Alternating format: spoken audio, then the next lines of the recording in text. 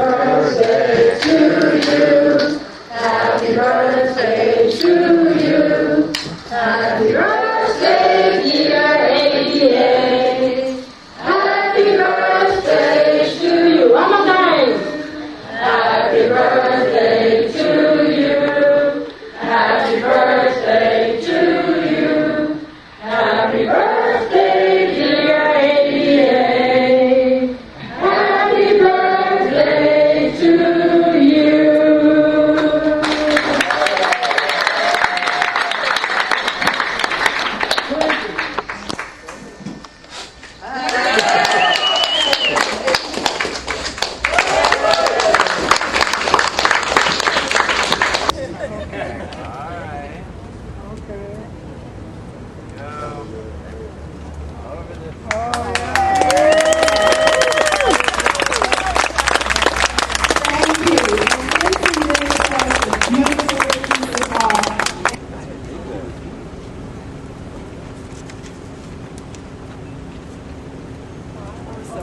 This was Justine's most favorite flag. What do we want? Civil rights! When do we want it? Now! What do we want? Civil rights! When do we want it? Now! Thank you. Justine Dart was about civil rights. I'm going to say that again. Justine Dart was about civil rights, all civil rights. Absolutely. Justine was a civil rights activist across the board. We had a person earlier talk about working with Justine in the 90s on the Employment Non-Discrimination Act. Justine was an activist for civil rights in Texas, where it's not easy to be an activist for civil rights.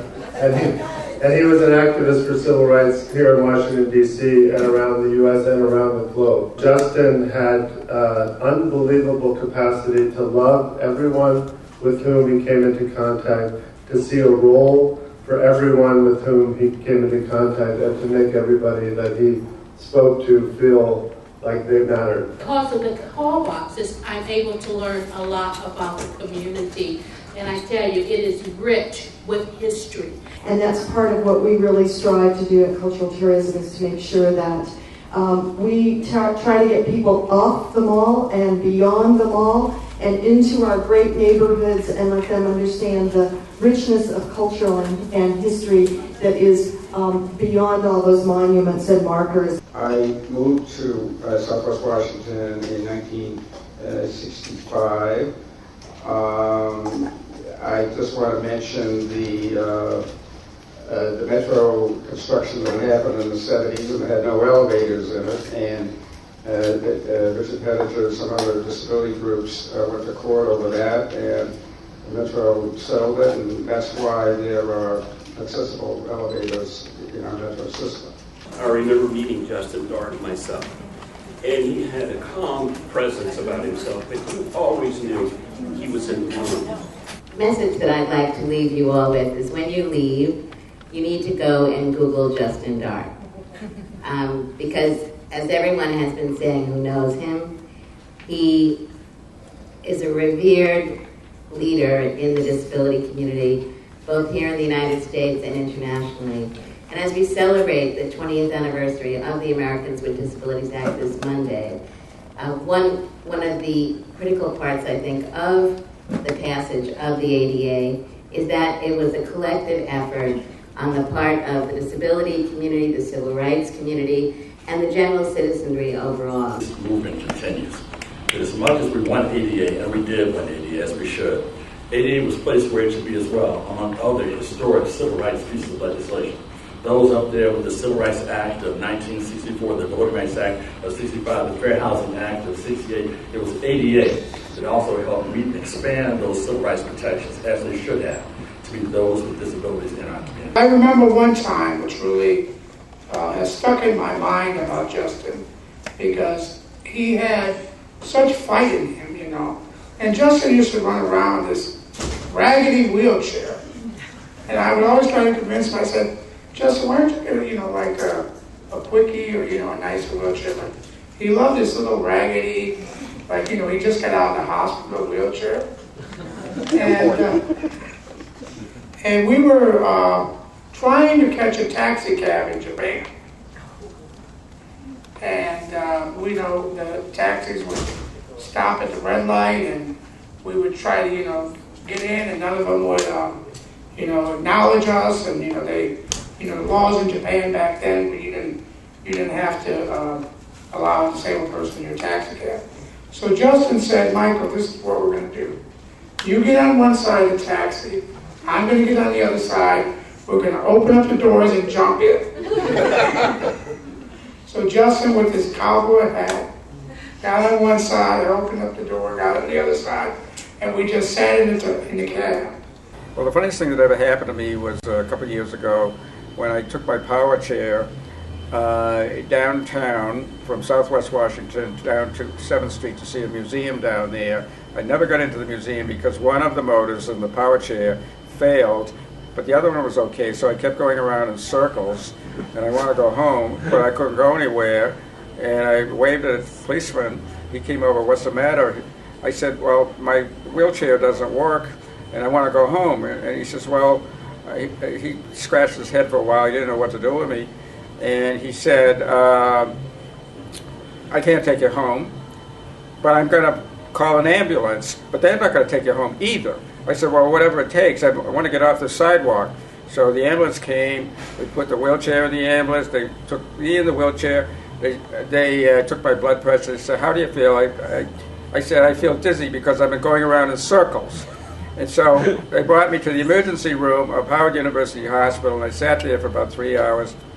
And they kept asking me, why are you here? What do you want? I said, I want to go home.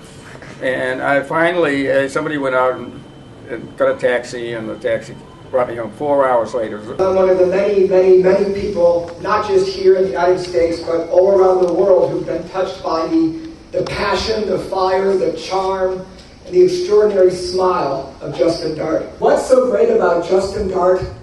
Justine Dart loved people.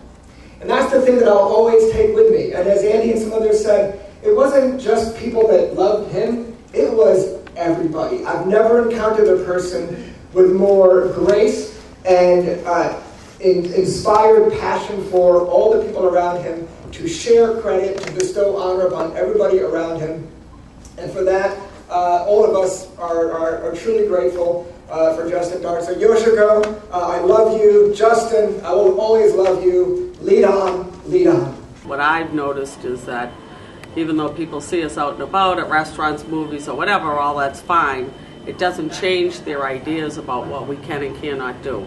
It happens in the workplace. So when you're beside someone doing the same job, whether it's bagging groceries or whether it's arguing a case in court, when you're doing the same job with somebody, they actually see you differently, and they start realizing that you're the same as them, even though you might get around or speak a little differently or whatever it is. Beloved ADA patriots, past, present, and future.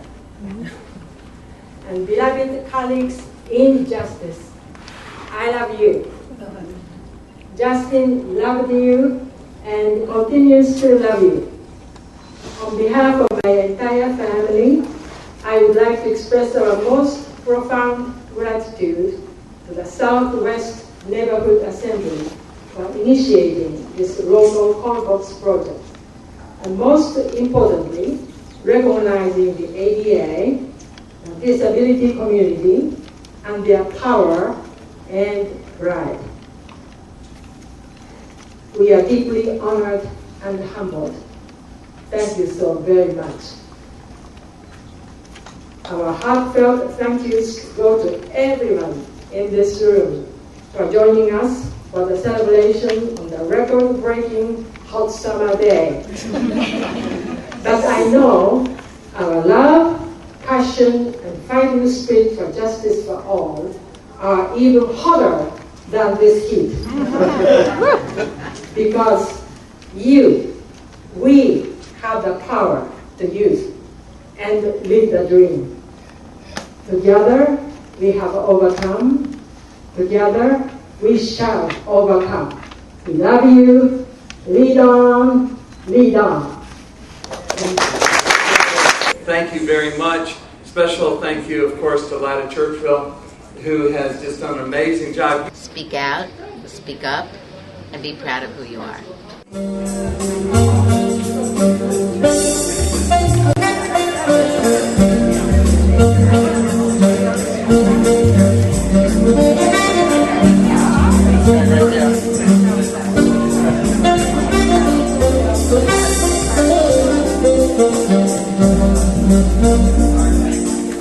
there.